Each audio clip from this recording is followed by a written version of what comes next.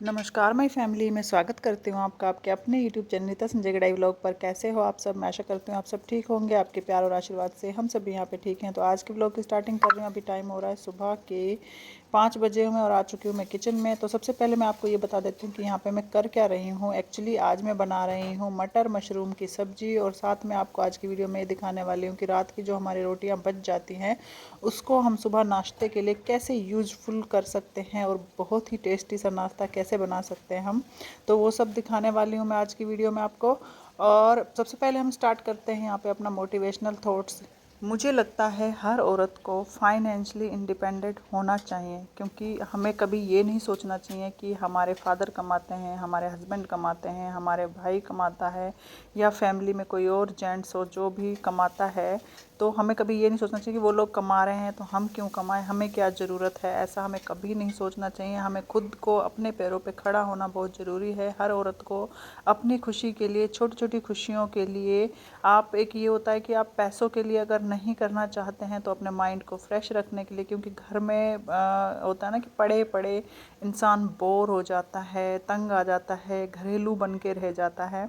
तो हमें क्या करना चाहिए कि थोड़ा बाहर निकलेंगे, बाहर तरह तरह के लोग मिलते हैं, बाहर के लोगों से पहचान होगी क्या चल रहा है लाइफ में, क्या है क्या नहीं है।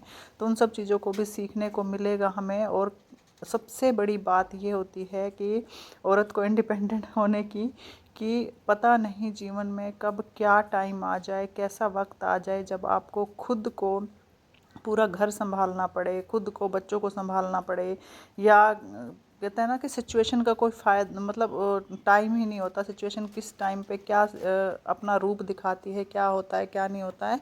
तो मुझे ये लगता है कि फाइनेंशियली इंडिपेंडेंट होना चाहिए हर औरत को। आपको क्या लगता है बताइएगा ज़रूर कमेंट बॉक्स में। तो चलिए, अभी मैं यहाँ पे आपको जो दिखाने वाली थी कि मैं रात की रोटियों से क्या बनाती हूँ। जैसे अगर 1-2 रोटी बच जाती है तो मैं सुबह गाय को डाल देती हूँ। लेकिन अगर 7-8 रोटियाँ बच जाती हैं तो मैं क्या करती हूँ कि उनकी, जैसे कि अभी आपने देखा था, रोटियों को ना छोटे छोटे टुकड़े करके मिक्सी में पीस के उनका बना लेती हूँ बारीक सा चूरमा। और साथ में ये गुड़ ऐड कर रही हूँ मैं इसके अंदर। ये भी इसके साथ पीस के अच्छे से मिक्स हो जाएगा। नहीं तो अगर हम अलग से गुड़ डालेंगे तो वो पीसेस से रह जाते हैं, तो मीठा बहुत ज़्यादा लगता है हमें इसमें।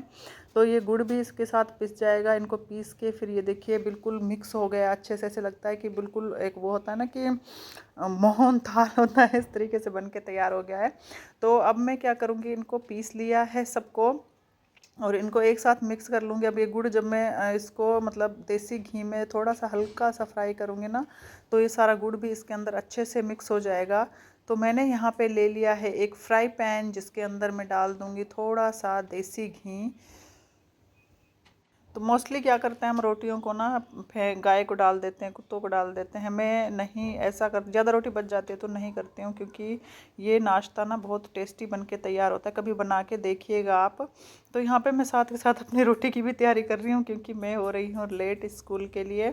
और कढ़ाई मतलब फ्राई पैन मैंने चढ़ाया है, वो थोड़ा सा धोया था ना तो गीला था, तो उसे मतलब सूखने में थोड़ा टाइम लग रहा है, तो बाद में घी डालूँगी। और मटर मशरूम की सब्ज़ी मेरी अभी ग्रेवी ही पक रही है। तो यहाँ पे ये देखिए मैंने डाल दिया है इतना घी, मतलब जो बड़े वाला चम्मच होता है ना, जैसे जो हमें फ्राई पैन में यूज करते हैं, उसका कम से कम आधा से ज़्यादा घी डाला है मैंने यहाँ पे। और साथ के साथ ये जो चूरमा है ये भी इसके अंदर ऐड कर दिया है। तो अब इसको घी में अच्छे से मिक्स करके ज़्यादा देर तक हमें इसे फ्राई नहीं करना है, या मतलब नहीं भूनना है, क्योंकि क्या होता है कि अगर ज़्यादा देर करेंगे ना तो ये टाइट हो जाएगा बहुत ज़्यादा, और हल्का सा ठंडा होते ही बिल्कुल टाइट हो जाएगा, खाया भी नहीं जाएगा। तो इसलिए हमें थोड़ा सा ज़्यादा घी डाल के हल्का सा गरम गरम करना है, ताकि गुड़ इसके अंदर अच्छे से मिक्स हो जाए। बस उतना ही करना है हमें इसे। तो बस यहीं पे हमें इसे अच्छे से मिक्स कर लेना है। तो मैंने जब पीसा ना इसे मिक्सी में, हल्का सा इसके अंदर गुड़ भी रह गया था थोड़ा थोड़ा, जैसे टुकड़े से पीसेस से, तो उसको मैंने अच्छे से यहाँ पे तोड़ के अच्छे से मिक्स कर लिया है। गुड़ अगर मतलब ऐसे मुंह में आ जाता है ना एकदम से ज़्यादा मीठा लगता है, तो मीठा ज़्यादा हो जाता है। सुबह सुबह वैसे भी इतना मीठा खाया नहीं जाता। तो फिर मैंने यहाँ पे थोड़ा सा ना ज़्यादा गर्म होने लगा है, तो मैंने गैस बंद करके दूसरे गैस पे रख लिया, ताकि ये टाइट ना हो जाए। और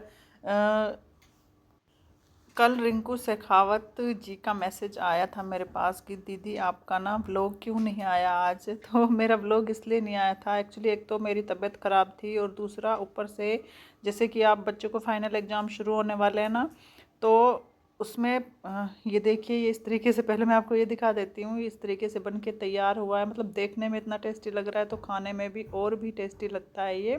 तो सुबह सुबह चाय के साथ खाने में बहुत ही टेस्टी लगता है, कभी बना के देखिएगा। तो मैं बता रही थी बच्चों के एग्ज़ाम जैसे शुरू होने वाला है स्कूल में, तो मुझे बनाने थे एग्ज़ाम पेपर, मतलब क्वेश्चन पेपर जो होते हैं वो बनाने थे स्कूल के। और कल सबमिशन की लास्ट डेट थी तो मुझे बहुत सारे वो बनाने थे और वीडियो एडिट करने का मुझे टाइम ही नहीं लगा। तो स्कूल से आते ही मैं वो बनाने बैठ गई थी और ऊपर से तबीयत भी ख़राब हो रही थी, जैसे खांसी जुकाम बुखार, और अभी भी मेरे को, आपको मेरी आवाज़ से लग ही रहा होगा, कोल्ड हो रहा है बहुत ज़्यादा। और ऊपर से जब कोल्ड और खांसी वगैरह ठंड लगती है तो सर में दर्द कितना होता है ये आपको पता ही है। बहुत ज़्यादा सर में दर्द भी हो रहा था, लेकिन फिर भी मैंने सारे क्वेश्चन पेपर बनाए बैठ के। और अभी भी 2 क्वेश्चन पेपर रह गए हैं, वो मुझे बनाने हैं। मतलब हिंदी और संस्कृत के तो मैंने बना दिए हैं, सिर्फ जीके के रह गए हैं और वो मुझे बनाने हैं। तो आज वो देखती हूँ वो उनकी थोड़ा 3-4 दिन टाइम है अभी, तो एक आध आज बना लूँगी, एक आध फिर संडे है तो संडे को बना लूँगी। तो इसलिए मेरा व्लॉग नहीं आ पाया, सॉरी गाइस। तो चलिए, हेलो गाइस। तो मैं आ गई थी स्कूल से, मतलब 2:15 बजे छुट्टी हो जाती है, निकलते निकलते 2:30 बज जाते हैं, क्योंकि स्कूल का टाइम चेंज हो गया। पहले 3 बजे बज जाते थे, तो अब 2:30 पौने 3 तो बज ही जाते हैं। तो सबसे पहले आके मैंने, सबसे पहले नहीं, पहले खाना वाना खाया। इनको जाना गए थे आज शूट पे, तो इनका वेट करने लगी, नहीं तो आते ही मैं मशीन लगा देती।